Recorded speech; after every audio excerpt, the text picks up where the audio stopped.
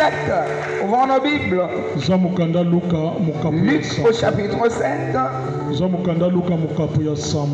Je lirai à partir du 11e verset.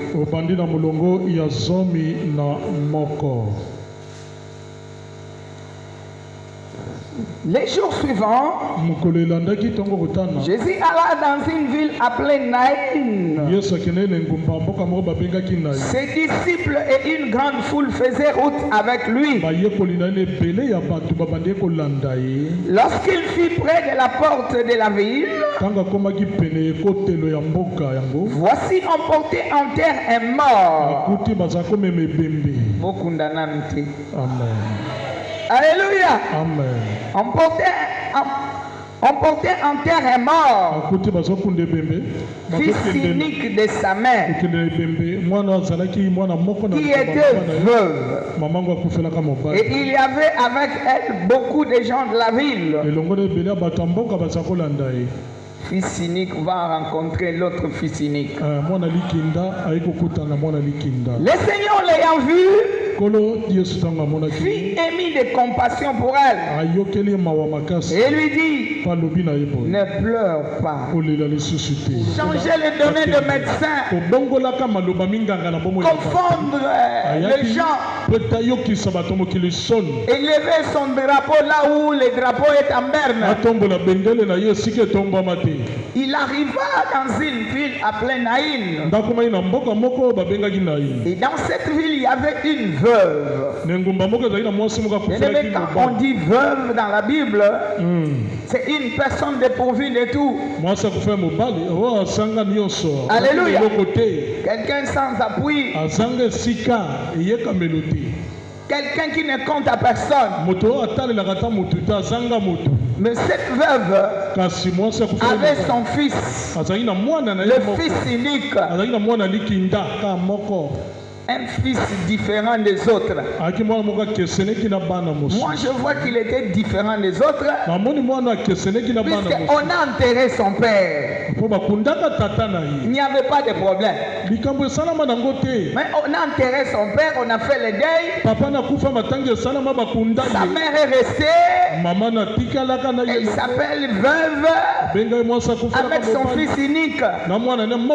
Mais arrivé autour de son fils, le ciel va descendre. Alléluia. Amen. Bakufa na bango, babeba na bango, mais na tour na yo, l'ole côté les mains. Amen. Amen. Babeba na bango, basole bango ba problème. Amen. Sa mère aussi se disait que c'est fini. Moi j'aime qu'on dise que c'est fini. Alléluia. Puisque lorsqu'on dit c'est fini, c'est alors que Dieu veut agir. Et on l'accompagnait pour qu'il aille enterrer le fils.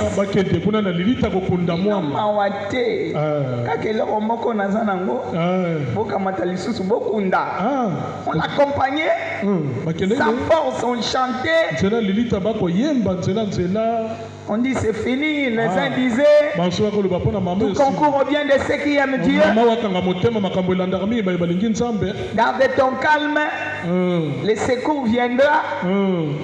Elle aussi fondit en larmes. Il ne savait pas quoi faire. Ce qui est important, son cortège arrivait. Le cortège de fils unique aussi venait. Alléluia. Le cortège de fils unique mort et venait aussi. Alléluia. Donc groupe ya batu bazoya ne bembe, mwana moko ya ebembe ezoya. Groupe pe ya batu bazoya na mwana moko ya bomo ezoya. Quelqu'un acclame le Seigneur. Alléluia. Groupe de fils uniques vivants vient. Et le groupe aussi de fils uniques morts venez. Ils se sont rencontrés quelque part. Les fils uniques vivants vont arrêter. Alléluia. Il va arrêter les cortèges de la mort. Il dit descendez les cercueils. Alléluia. Amen. Il n'a pas dit bébé, il a dit les cercueils. Alléluia. Amen. Au lieu de toucher la mort, lui il a touché le cercueil. Quelqu'un acclame le Seigneur. C'est là que je te dis aujourd'hui, ce matin, Dieu veut toucher ton problème. Il veut toucher ton problème. Le problème là sera plus entier. J'ai dit à quelqu'un que ton problème a déjà une solution. Celui qui a touché le cercueil s'appelle la solution. Il est l'invincible, l'imbattable. Il ne dort ni ne sommeille. Quelle que soit l'impossibilité, lui il est le mangeur des impossibilités. Lorsqu'il a touché le cercueil, les gens qui venaient avec les cortèges de la mort, le minimiser, regarde-nous cet aventurier. Toi tu étais où? Tu attendais qu'il meure. Alléluia. Qu'on puisse emballer avec les bandes. Et puis qu'on mette dans les cercueils. Et tu viens faire tes aventures. Notre Dieu est comme un aventurier. Il prend des choses viles pour confondre le monde. Alléluia. Amen. Il n'est pas passé par la voie de tout le monde. C'est comme ça que je te dis que toi tu n'es pas monsieur ou madame tout le monde. Il ne passera pas par la voie de tout le monde. Alléluia. Amen. Il va demander qu'on dépose le cercueil par terre. Il a touché seulement le cercueil. Le mort se réveille. Il a dit au mort lorsqu'il a touché le cercueil, jeune homme, lève-toi. Alléluia. Amen. Déjà il avait touché la mort. Alléluia. Il a touché déjà la mort. A touché déjà Kufa. Asimbi Kufa. Alléluia telema. Kufa na sina nyatela ye. Kufa zana makasite. Na leka na kati na ye. Na débrouilla ye. Na lokola ye makasi. Quelqu'un acclame le Seigneur. Toi, mets-toi debout. Personne ne pourra te retenir encore. Que ce soit ce cercueil. Ce cercueil n'a pas de force pour te retenir dedans. Je dis à quelqu'un, aucun problème ne t'arrêtera. Aucune sorcellerie de ta famille ne t'arrêtera. Personne n'a rencontré Jésus et puis resté la même personne. Bien-aimé, ça ne sera pas ton cas. Alléluia. Amen. Tu as rencontré la vie et la vie doit rentrer en toutes choses. Et ce problème sera maîtrisé. C'est ce matin que ce problème doit être maîtrisé. Alléluia. Amen. Ça dépend de comment tu écoutes, de comment tu agis. Tout le monde regardait. La Bible déclare et il remit les morts, les jeunes hommes à sa mère. Aujourd'hui, la remise est reprise. Quelqu'un acclame le Seigneur. La remise est reprise. Ce problème ne peut plus tenir debout. La Bible déclare tout genou fléchisse. Toutes les langues confessent que Jésus-Christ est Seigneur. Ce problème doit témoigner que Jésus est Seigneur.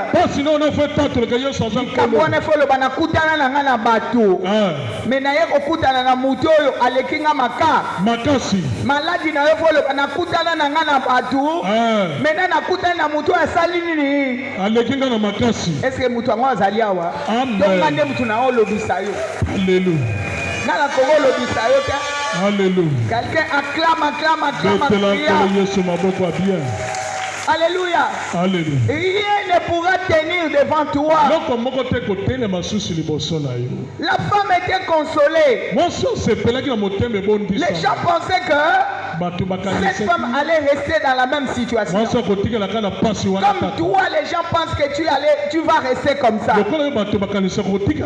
Ils regardent l'âge. Toi aussi, tu regardes ce que les médecins t'ont dit. Ce que les gens des quartiers disent. Puisque dans les cortèges qui accompagnaient la femme, chacun de parler de sa manière.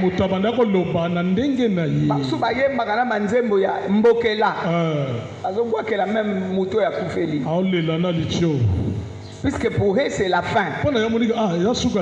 Cette femme fera encore quoi? Le mort est différent. Amen. Celui qui est mort est différent.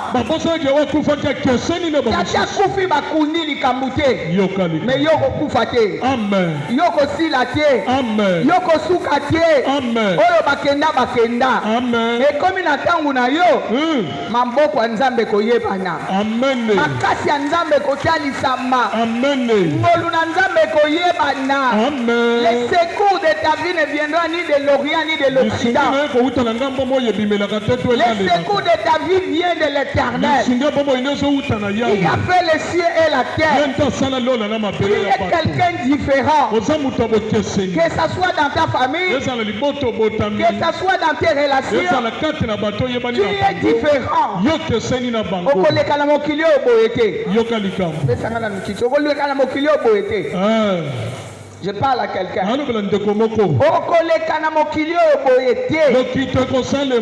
Il faut le quitter ça à nini. Il faut batuba ça à nini. Bayeba. Alléluia. Amen. Kena mokilio yo. Eza na batu mususu. O basimba kate. C'est comme toi. Tu es un intouchable de Dieu. C'est lui qui a osé.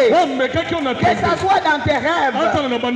Que ça soit dans tes pensées, il en aura pour son compte. Il faut que tout d'abord Dieu relève ses défis. Les défis ne restera pas. Je parle à quelqu'un. Les défis ne restera jamais. Qu'il vente et qu'il pleuve. Les défis ne restera jamais. Cette femme dans sa famille, dans son quartier, il disait que c'est fini. Il disait que même le mari est parti. Je suis resté avec mon enfant. Je vais me débrouiller, l'élever. Et cet enfant me mettra à l'abri. Mais maintenant que l'enfant est parti, on verra qu'est-ce qu'elle deviendra. Amen. Mon frère, ma soeur, okum sanzambe na vina Zamba kozala kumu na vinanga. Okum sanzambe na vinanga. Yebisa batu mitano misatu. Vinanga okum selango nzambe. Telema yebisa batu mitano. Telema yebiselanga batu mitano. Telema ndekoloba likambo yo. Okum sanzambe na vinanga. Patona likambo na batu mitano. Alléluia. Tu connais ma vie. Oyebi na bombo inanga. Tu connais ma maison. Oyebi na ndaku nanga. Tu connais mes problèmes. Oyebi passe bombo inanga. Mais sache-le. Kasi yeba ete. Aucun de ces problèmes me renversera. Je parle à quelqu'un. Aucun de ces problèmes ne restera toujours debout. Aucun de ces problèmes. Alléluia. Amen. Ou bien il est vivant, ou bien il n'est pas vivant. Mais je sais que c'est lui que je prêche. C'est un Dieu vivant. C'est un Dieu vivant. Il a traversé la mort. Il est sorti plus que vainqueur. Main levée. Alléluia. Il est sorti main levée. La confusion n'était jamais restée dans son camp. J'ai dit à quelqu'un, la confusion ne restera pas. Essuie les larmes. Essuie les larmes. La solution est en train de toquer ta porte. La solution que la porte de quelqu'un. Toi qu'on a jeté le problème. Toi que les gens pensent que c'est fini. Je te dis que ce n'est pas fini. Ce sont leurs pensées. Ce n'est pas la pensée de Dieu. Il veut recréer ta vie. Il veut créer un autre chemin. Il veut relever les défis. Et à partir d'aujourd'hui, j'annonce une nouvelle ère. Une nouvelle ère. Les défis de ta vie seront relevés.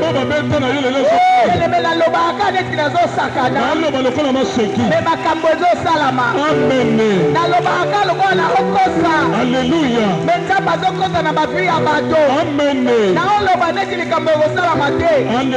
Mais je parle la chose qui est sur le point d'arriver. Alléluia. Ce que je dis, c'est sur le point d'arriver. C'était comme cette femme-là. Elle partait enterrée. Dieu te rencontre au lieu d'enterrement. Toi, tu rentreras avec ton mort vivant.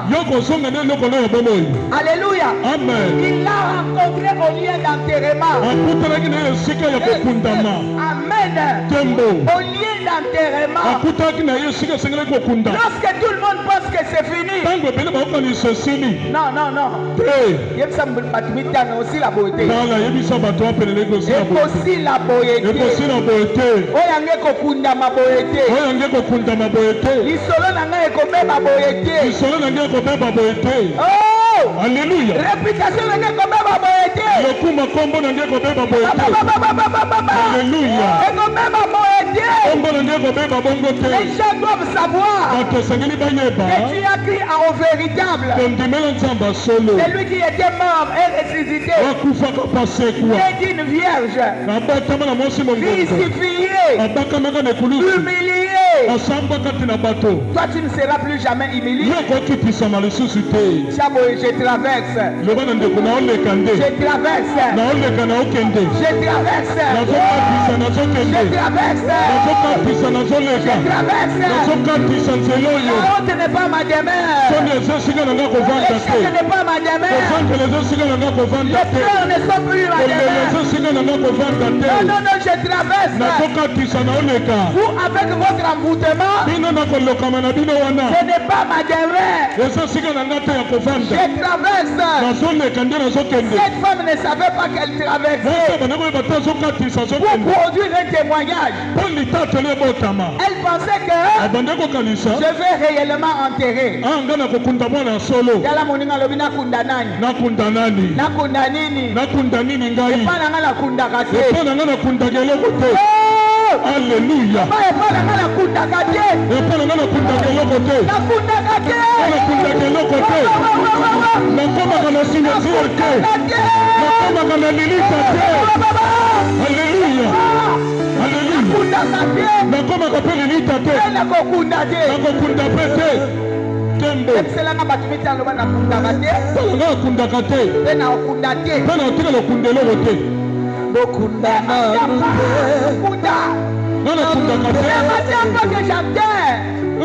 même si vous me rencontrez au chemin de cimetière, ne pensez pas que c'est fini. Alléluia. Amen. Dieu veut que vous vous rassemblez. Vous venez en cortège, en train de parler et sous-votier. Vous verrez la manifestation. La manifestation.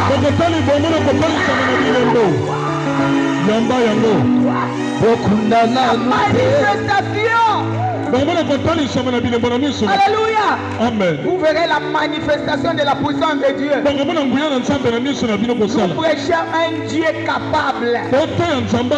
Il est capable. Il est capable.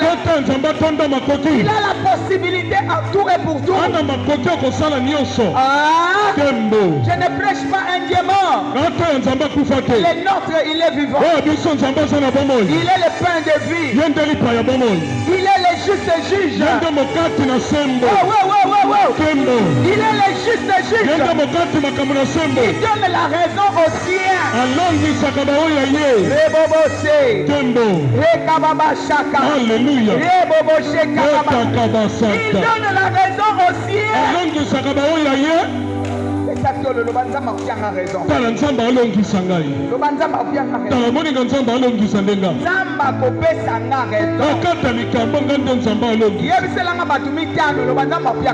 Nzamba azolongisa nga. Yo te.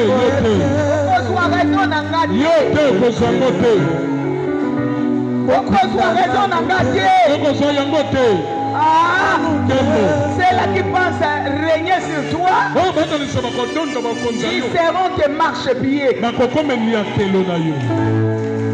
Ceux-là qui étaient avec la veuve, ils étaient rentrés la tête baissée. Ceux-là qui contestent avec toi rentreront les têtes baissées. Ils pensent qu'ils vont remporter sur toi. Non, ils ne peuvent pas remporter sur toi.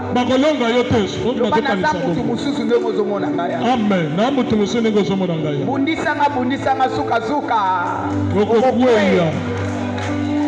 Alléluia. Amen.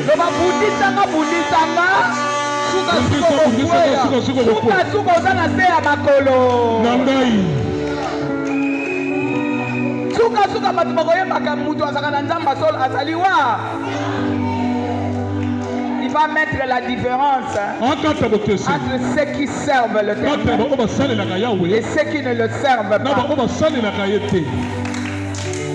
Pose la question à ton ami, qui sert l'Éternel? Garde ton calme. Regarde-lui encore, tu sers l'Éternel. Garde ton calme. Cette affaire ne finira pas comme ça. Tu as un problème. Ça ne finira pas dans des pleurs. Amen. Regarde-lui bien, tu as un problème. Toi, tu ne te déplaces pas. Déplace-toi, demande. Qui a un problème? Qui a un problème? Qui a un problème? Qui a un problème? Il ne sera pas comme ça. Ça ne finira pas comme ça. Ah! Ne pleure pas. Ne pleure pas. Essuie les larmes. Je t'interdis de pleurer devant tes ennemis. Sois fort. Même si ça te fait mal. Ne pleure pas. Contiens-toi. Ah, je t'interdis. Alléluia. Devant l'opposition. Ne pleure jamais. Pleure lorsque tu es seul en chambre devant celui qui peut te donner quelque chose.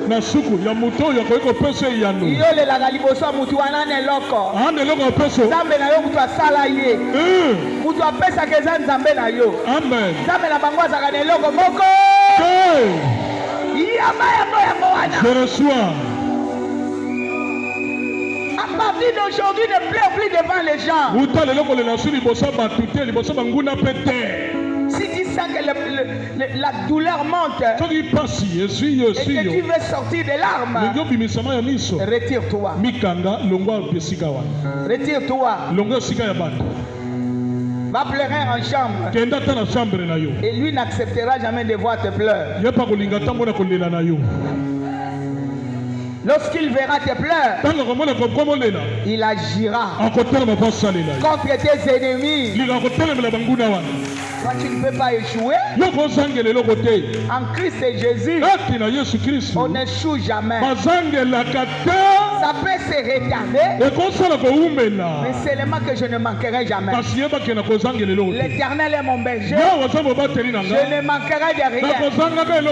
Il te fera toujours reposer dans des verts pâtirages. Là que tu marches, il a déjà mis une table en face de tes adversaires. Amen. Mais ces amis, Amen.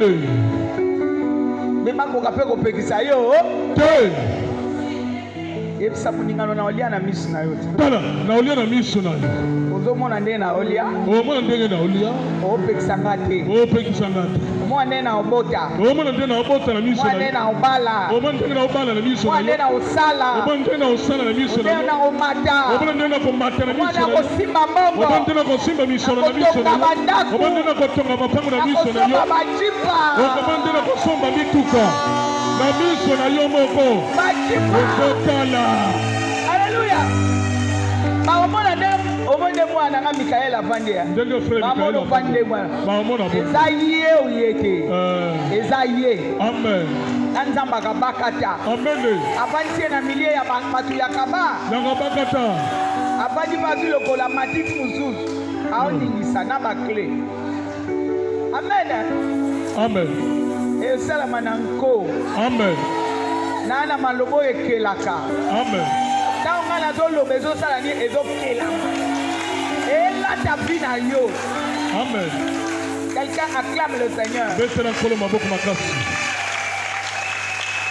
Les gens pensaient que non. D'ailleurs kolonga na quartier. Nani alonga na quartier? Nde bato bakanisa mama kolonga na quartier. Akolongwa. Quartier yo. Mama oyo makambo ekomeli yo. Ce qui est arrivé dans sa vie, makambo ekomeli mama oyo na quartier akovanda ta il ne sera plus dans ce quartier. akovanda suna biso te na muka quartier oyo akokende soni eleki tuna muninga yo nde nzambe mabele tonyati eza yo mabele tonyati eza yo pe mo nazopemba eza yo pe mo nazopemela nazo yango epa na yo bongo yo deménage nga outi wa bongo ndongola nga yo outi wapi acclame le roi betela nkolo maboko makasi.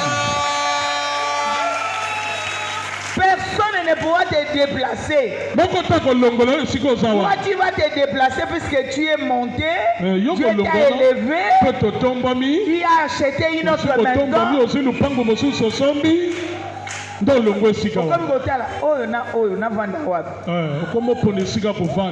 Alléluia. Amen. Ici il y a trop de bruit. J'ai choisi celle-là. C'est toi-même. C'est pas quelqu'un qui vient qui dit Akolongwa.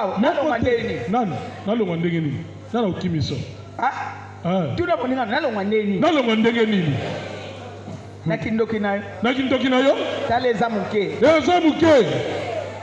Nanini.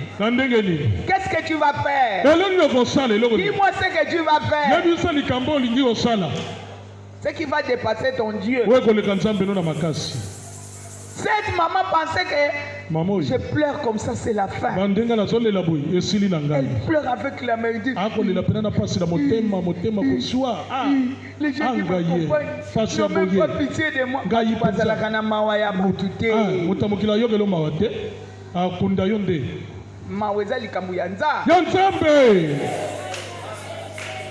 Toi tu cherches qui? Cesse de promener les regards.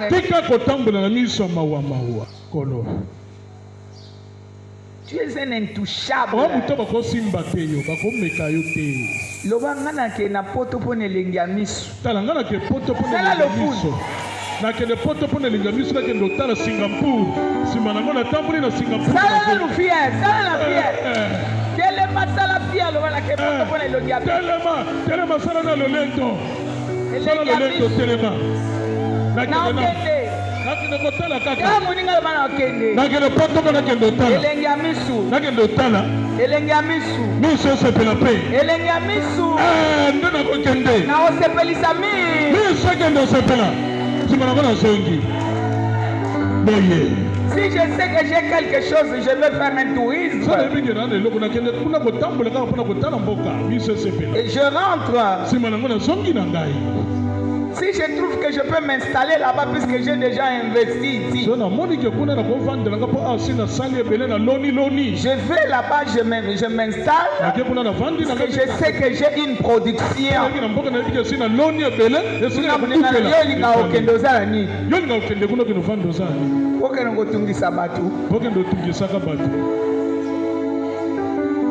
Tu n'as rien, yo lingo kendeti.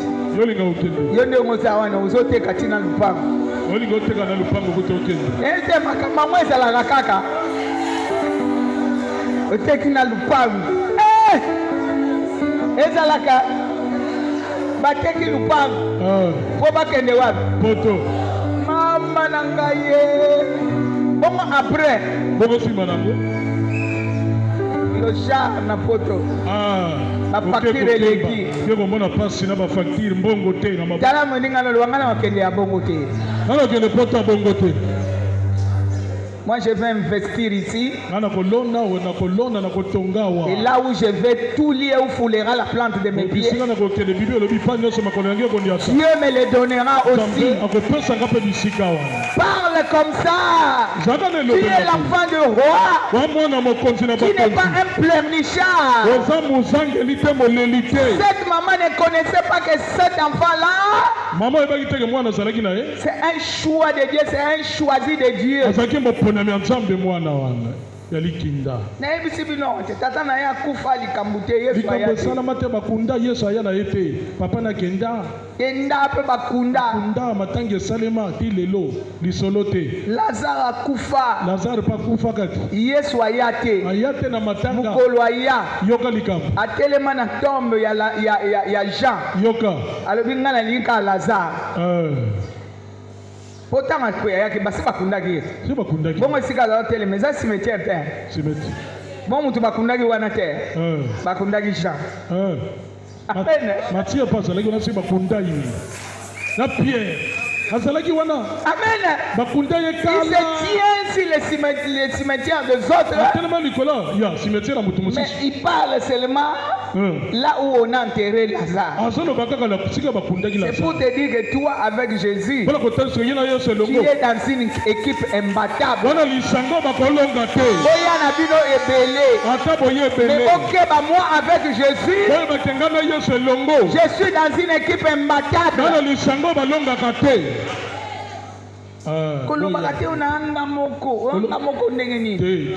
Tu n'es pas seul. Tu es avec quelqu'un qui ne tombe jamais. Et lorsque tu es ensemble avec lui, tu deviens une équipe forte. Cette fois, nazamuto makasi koleka. 1 2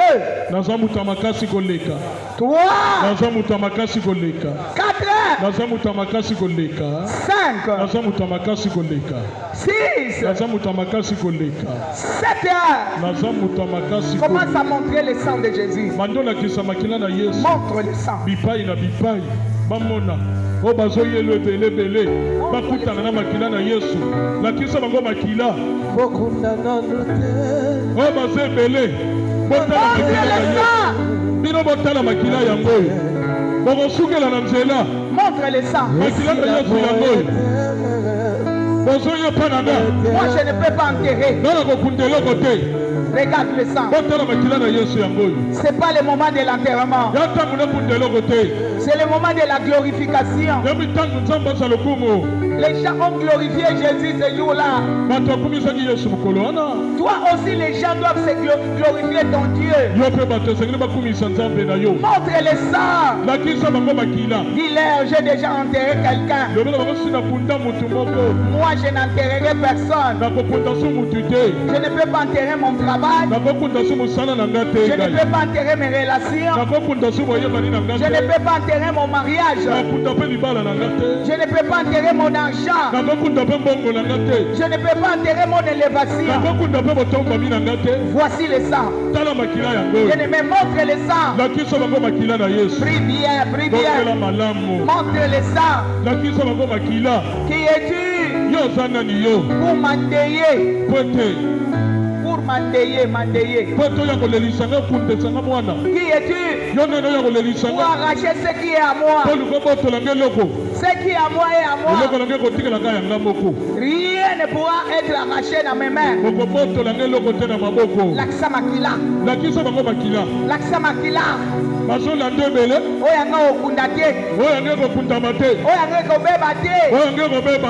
Oyanga okobebisa te. Bien-aimé, lakisa makila. Au nom de Jésus. Rebobo sheka. Yende balashaka. Qui est-il? Marche sur les projets. Je marche sur vos projets. Je marche. Vous serez troublés pour mon cas.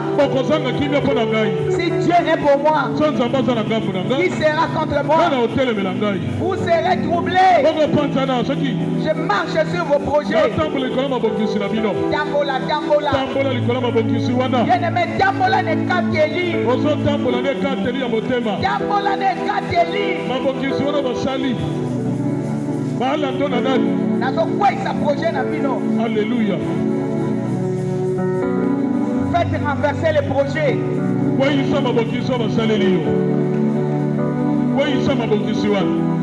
Si pas problème ou un soit bon Simba yango. Loba yo faut soit bon yo faut soit solution. Simba likambona malamu lobela Simba yango. Lobela likambona malamu. Yo faut soit bon yo likambo yo maladi oyo. Yo faut soit bon. O sabombo yo pasi oyo. Yo faut soit bon. O sabombo yo makolo nanga. Yo libumu nanga. Yo motu nanga. Faut soit bon. Likambono yebia. Faut soit bon. Donc nanga so sabombo. Au nom puissant de Jésus. Musala nanga so sabombo. Faut soit bon. Bomo yo sokota. Banda kopesa ngobama. Pesa bomo ile loko ndo wane kufa. Pesa simba yango lo bakotya bomo. Simba loko wane yebi yango. Simba yango lo bakotya bomo. Pesa bomo ina likambuana. Kotya bomo. Bomo yekota. Yo nzoko nanga kotya bomo. Bomo yekota. Yo sante nanga kotya bomo. Sante nanga kota na bomo. Bomo yekota na ndaku nanga. Bomo yekota na limota nanga mobimba. Yekota na musala nanga. Bomo yekota na musala nanga na salaka. Yekota na relation nanga. Bomo yekota na relation nanga. Yekota na vie sociale nanga. Bomo yekota na misala nanga. Kufoza na droitier. Kufoza na sika bomo toko kota. Prenez les bagages. Kanga bisako bimokende. Allez dans les lieux arides. Okende bisika bikauka. Au nom puissant de Jésus. Nakombo na Yesu. Prenez les bagages. Kangisa bisaka kufa wana. Prenez les bagages. Bengana kufa kende. Au nom de Jésus. Epika yobima. Bien-aimé, entre. Kota landela. Rebobo sheka. Landela likambo wana malamu. Lokobobo sheka baba. Kufa bima na ndaku na yo. Senda baba. Landela libota na yo malamu. Yo zana ni yo. Vous venez me troubler. Oya koni yokola ngai. Je te trouble. Dante na koni yokola yo. Tu m'as fait pleurer il y a longtemps. Olelisi ntango molai. Rebobo sheka. Yambalo yote. Yendebele shekebele. Yambalo yote. Tu m'as fait pleurer. Olelisi ntango molai. Ça fait longtemps. Ntango molai olelisi ngai. Ce n'est plus maintenant. Lelo lisusu te. Maintenant c'est mon temps. Ntango ekomi ntango nanga. C'est mon jour. Lelo nde mokolo nanga ekomi. Robo shenda bala. Mokolo nanga eza nde lelo. Bien-aimé, parle. Ondelaka ndeko. Comment c'est mon jour aujourd'hui? Mokolo nanga eza nde lelo.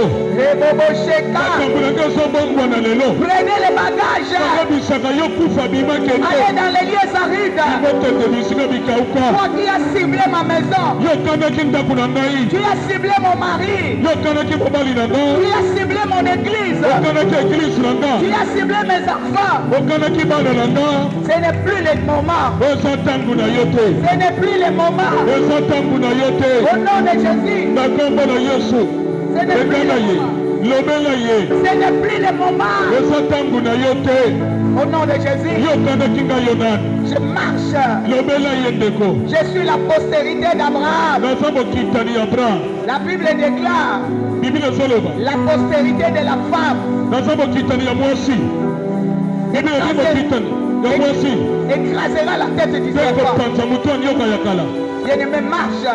Tambola kozondiata.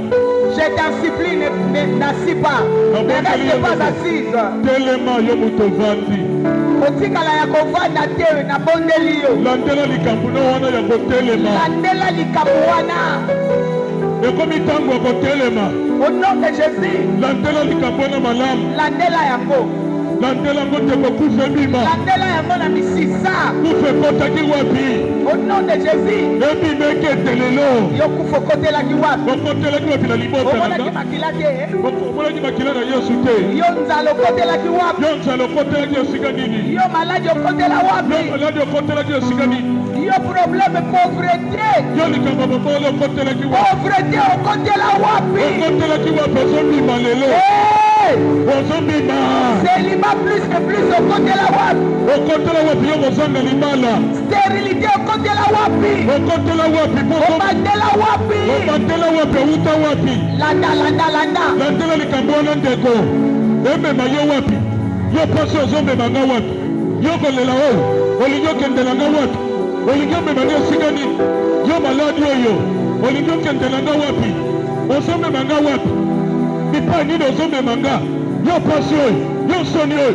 olingi okendela nga wapi tikanga lelo ozokabana na ngai bondela malamu